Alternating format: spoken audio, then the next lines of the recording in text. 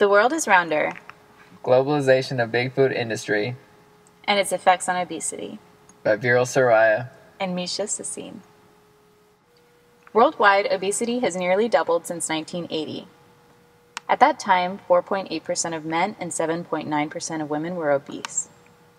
By 2008, those percentages jumped to 9.8% of men and 13.8% of women, or more than 10% of the world's adult population. That is more than 1.4 billion adults. Fast forward to the present, and we see that this disease is spreading. More of the world's population now lives in a country where overweight and obesity kills more people than underweight. It was once considered a disease of the high-income countries. It is now spreading to low- and middle-income countries. It is also spreading to our youth.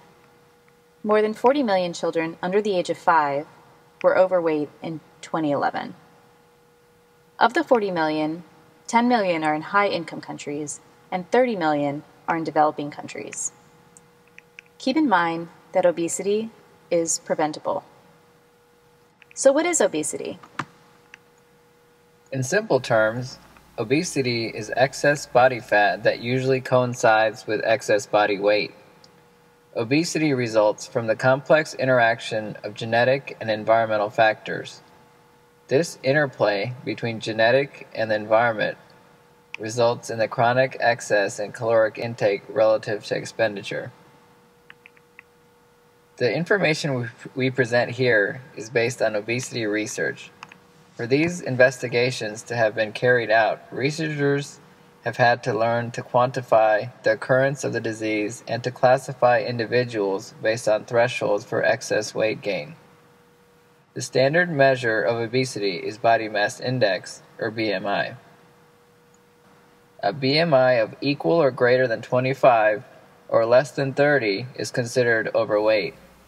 A BMI value of 30 or greater classifies an individual as obese. So what are the consequences of obesity? Living with a high BMI can have devastating consequences. According to the World Health Organization, overweight and obesity are the 5th leading risk for global deaths. More than 2.8 million adults die each year as a result of being overweight or obese. Overweight and obesity are associated with chronic illnesses like diabetes, cancer, and cardiovascular disease. Obesity and overweight causes 44% of the cases of diabetes and can cause musculoskeletal problems, which can disable individuals. Obesity and overweight are also linked to breast cancer, colon, and endometrial cancer. In children, obesity causes similar disorders like heart failure, type 2 diabetes. It also contributes to the growing number of cases of asthma, as the extra weight makes it difficult to breathe. Obesity causes inflammation to the respiratory tract. There is also an increased risk of fractures, hypertension, insulin resistance, and psychological effects linked to obesity. Because of obesity, low and middle income countries now face a double burden of disease. While fighting infectious diseases and malnutrition, these developing countries are seeing an increase in the non-communicable diseases associated with obesity and overweight. In addition, the health systems in these countries are ill-equipped to manage this dual threat because, among many problems, there is a shortage of healthcare workers due to complex problems like brain drain. The WHO reports that as obesity and overweight emerge in the developing world, it is common to see problems of undernutrition and obesity existing simultaneously within communities and even within households. What are the contributors of obesity? On a global level, the forces driving the obesity epidemic have been an increased intake of energy-rich foods and a concomitant increase in physical inactivity.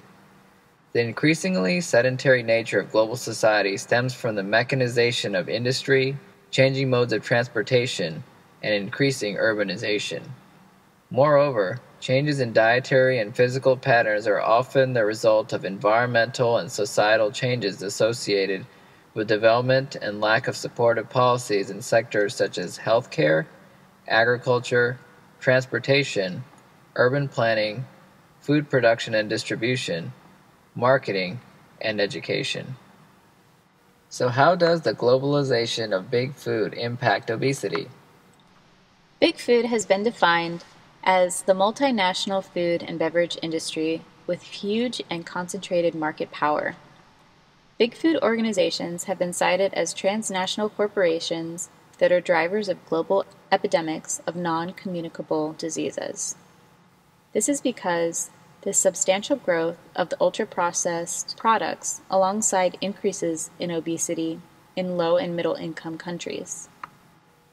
75% of the world food sales are of processed foods, whose largest manufacturers control more than a third of the global market.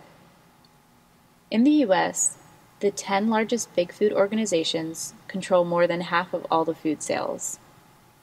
They also account for 15% of the global food market, and this is rapidly rising.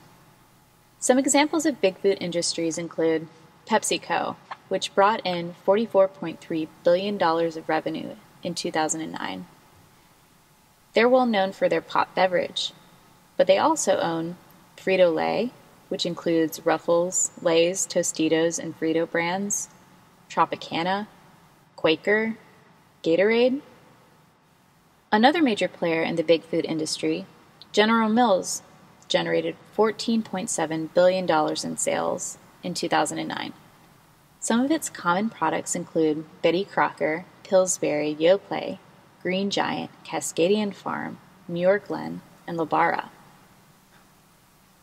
Finally, Nestlé's products brought in a whopping $110 billion in sales in 2009.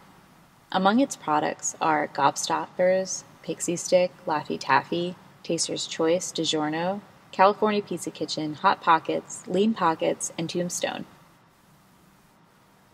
Big food industry is a major player in the global market. Worldwide, the fast food industry spent $9.69 billion on marketing in 2009 alone. One U.S. agency that is used to protect the health and nutrition of Americans is the Center for Nutrition Policy and Promotion, a sub-agency of the USDA. The annual budget for this organization is $6.5 million. In comparing the two groups side by side, we see that for every $1 spent on advertising, less than 1/10 of a penny is used to educate consumers. The Federal Trade Commission reported that the big food industry invests significant portions of marketing on direct advertisements to children and teens and minority youth. They spent $1.79 billion in 2009, which was more than 25% of the budget. Top marketing items included soda, fast food, and cereal.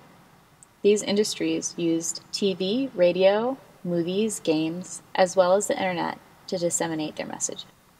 So why do they spend so much money? The marketing works. From 2008 to 2010, Yum stocks, which represent KFC, Pizza Hut, Taco Bell, and Long John Silver, and stocks for McDonald's more than doubled. This occurred while the overall stock market saw no increases. Surveys also show that 15% of preschoolers ask their parents to go to McDonald's every day, and 84% of parents take their children to fast food restaurants at least once a week.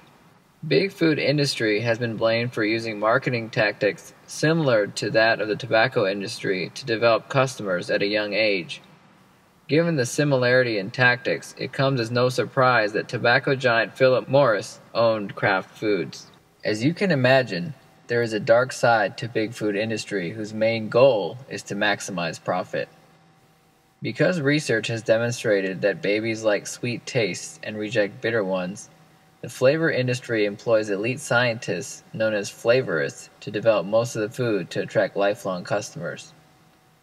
The flavors of childhood food seem to leave an indelible mark, and adults often return to them without always knowing why.